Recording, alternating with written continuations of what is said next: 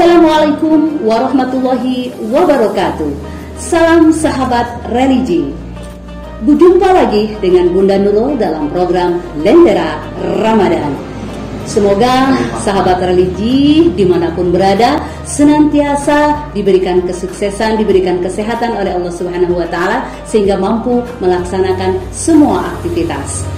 Kali ini Bunda ditemani oleh Kepala Madrasah Aliyah Negeri 6 Jombang. Beliau adalah Bapak Masruhin, Magister Pendidikan Islam. Assalamualaikum Bapak. Waalaikumsalam warahmatullahi wabarakatuh. Apa kabar hari ini? Alhamdulillah baik. Sehat ya Pak? Tetap semangat dong. Semangat. Ini waktunya ibadah. Oke, semangat. Kali ini sahabat religi, kita akan berbincang tentang Ramadan membentuk karakter kepemimpinan. Terima kasih Ibu Nurul. Sahabat religi yang sangat saya hormati, Bismillahirrahmanirrahim. Assalamualaikum warahmatullahi wabarakatuh. Bismillah, alhamdulillah, la haula wa la quwwata illa billah, amma ba'd. Sahabat religi semuanya yang dirahmati Allah Subhanahu wa Ta'ala, bahwa Ramadan ini adalah bulan yang sangat berkah. Pada bulan Ramadan ini kita harus merenungkan bahwa latar belakang diciptakannya manusia dalam sejarah yang harus kita ingat, bahwa ketika Nabi Adam itu diciptakan, bahwa tujuan utamanya adalah menjadi khalifatullah fil ardi. Jadi ketika Allah menciptakan Nabi Adam, para malaikat bertanya, kenapa kok harus diciptakan manusia? Apa kurang para malaikat untuk menyembah kepada Allah? Allah akhirnya menjawab bahwa inni ja'ilun fil ardi khalifah, saya akan menciptakan seorang atau Nabi Adam sebagai khalifah di muka bumi ini. Itulah menjadi dasar bahwa kita ini adalah merupakan khalifah di muka bumi ini. Dilanjut dengan bahwa tugas kita itu adalah sebenarnya sebagai hamba Allah yang harus beribadah. Wa ma khalaqtul jinna wal insa illa liya'budun. Bahwa kita diciptakan sebenarnya hanya untuk ibadah. Karena itulah ketika kita menjadi khalifah, maka kata kuncinya adalah kita harus mampu beribadah kepada Allah Subhanahu wa Ta'ala.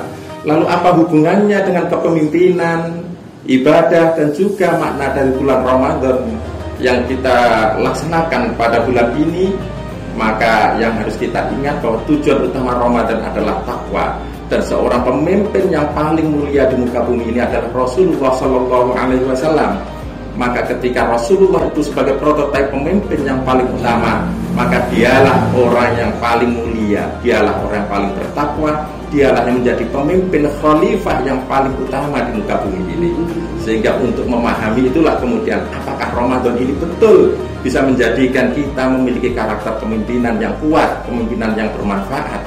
Maka kita harus ingat bahwa dalam hadis kita diingatkan bahwa kullukum ra'in wa kullukum mas'ulun an ra'iyati. Kita itu sebenarnya semuanya adalah pemimpin. Yang menjadi ASN adalah pemimpin. Yang menjadi bapak atau kepala keluarga pun juga seorang pemimpin. Bahkan yang bekerja menjadi seorang satpam pun juga seorang pemimpin. Apalagi bapak kepala kantor dan lain sebagainya. Semuanya pemimpin yang bertanggung jawab pada bawahannya sebagaimana tanggung jawabnya masing-masing. Dalam karakter kepemimpinan inilah kemudian, maka ketika kita membaca ciri sifat Rasulullah yang terbaik dengan ketakwaannya yang terbaik di muka bumi ini, maka yang harus kita pahami bahwa Ramadan ini memiliki dampak atau implikasi kesalehan dalam diri manusia, diri umat Islam yang mau melaksanakannya. Kesalehan seperti apa? Tentu pertama kesalehan pribadi. Dalam kesalehan pribadi inilah jiwa kepemimpinan mulai dibentuk. Ketika kesalehan pribadi ini dilaksanakan, apa sih kesalehan pribadi ini? Kesalehan pribadi ini bisa berbentuk keimanan kita, berbentuk kemampuan kita menjalankan syariat. Kalau seorang pemimpin memahami syariat, bukan cuma sekedar syariat menjalankan rukun Islam itu saja, tetapi syariat sebagai seorang pemimpin, kalau kita baca dari Rasulullah SAW dengan sifatnya, sifat Rasulullah sebagai seorang pemimpin pertama adalah kita pahami sebagai seorang yang sidik. Sidik itu artinya jujur. Jadi dalam pribadinya bukan cuma sekedar melaksanakan sholat 5 waktu dan lain sebagainya. Kejujuran, orang puasa itu dilatih dengan sedemikian jujurnya, tanpa dilihat atau tidak dilihat, dia tetap berpuasa. Tidak pakai alasan kalau tidak dilihat orang kemudian makan. Ini kan kejujurannya luar biasa pendidikan sebagai seorang pemimpin. Ada juga sifat Rasulullah amanah. Amanah bukan cuma sekedar difahami sebagai yang dipercaya, tapi di sini artinya bisa bertanggung jawab. Seorang pemimpin yang hebat itu adalah pemimpin yang bisa mempertanggungjawabkan dari tugasnya. Karena itulah seorang pemimpin yang bisa bertanggung jawab, bukan cuma sekedar pemimpin yang bisa melaksanakan tugas, tapi bertanggung jawab dengan apa yang dia emban. Karena itulah orang puasa dari pagi sampai sore itu tidak mengalami hambatan. Mungkin bagi yang bekerja di kantor lebih ringan, tapi yang bekerja di jalanan, yang bekerja di ladang, atau pekerja keras itu luar biasa tantangannya. Karena itulah sahabat religi yang dimuliakan oleh Allah, maka tantangan tanggung jawab inilah bagi kita yang berada bekerja sebagai ASN, maka kita harus manfaatkan ini sebagai pelatihan kita untuk menjadi orang yang bertanggung jawab. Masya Allah. Artinya setiap kita adalah pemimpin ya Pak? Pemimpin. Oke. Lalu Pak, ini untuk sahabat religi semua, kiat-kiat apa sajakah yang harus kita tanamkan bahwa kita ini adalah seorang pemimpin? Terima kasih Bu Nurul. Jadi seorang pemimpin itu memang pertama prototipnya Rasulullah. 4 sifat Rasulullah harus kita miliki: siddiq, amanah, fatonah, dan tabligh. Nah, selain 4 itu tentu kita harus menguasai, ada leadership, ada manajemen. Kalau kita sebagai seorang ASN tentu kita memahami tentang namanya PMEC. Nah, semuanya itu harus kita pahami. Artinya apa?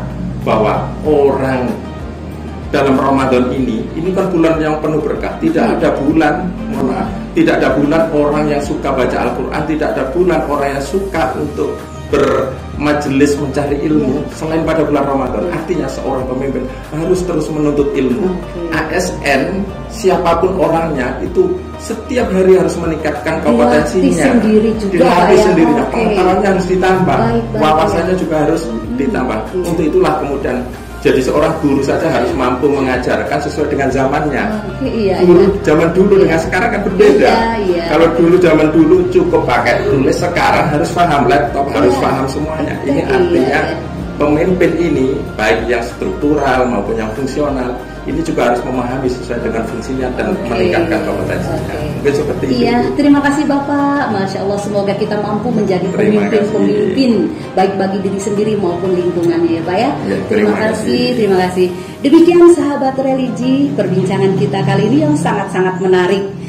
Jangan lupa ikuti terus episode kami selanjutnya dalam program Lentera Ramadan. Terima kasih Bapak atas waktunya. Terima kasih sahabat religi. Bunda Nurul pamit. Wassalamualaikum warahmatullahi wabarakatuh.